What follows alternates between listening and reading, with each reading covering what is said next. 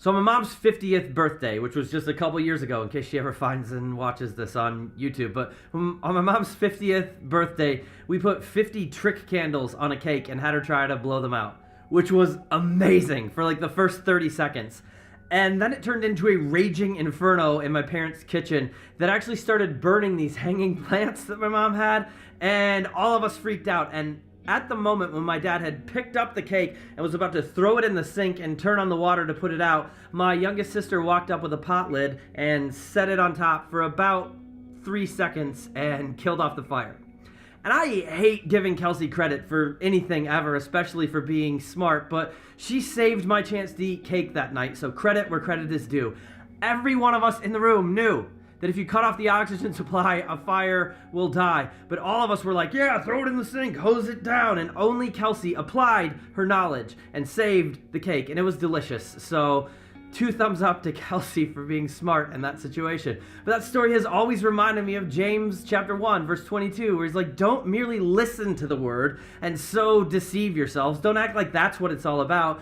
Do what it says.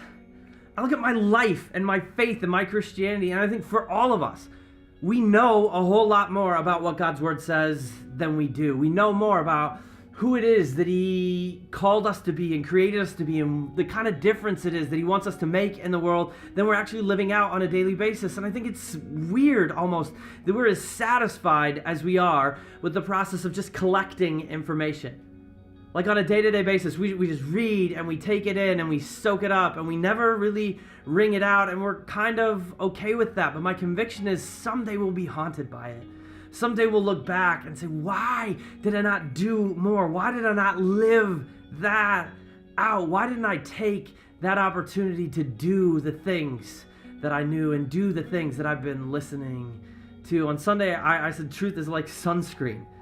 It's only valuable when it's applied, and I think it's applicable to that like regret thing as well, because like I have never had a moment ever where I put on sunscreen and then got to the end of the day and I was like, man, I wish I wouldn't have put on sunscreen today. But I have had so many moments where sunscreen was available and I was like, I just won't put it on. And then later that day, I thought, why did I not do that? Especially now with like my bald dome, I'm worried that it's like frying my brain and I don't know how many cells I have left to kill. And so it's just like, when I don't apply the sunscreen, I regret it. And I think in our lives, when we don't apply the truth that we have, we regret it, because God has a thing for us to do.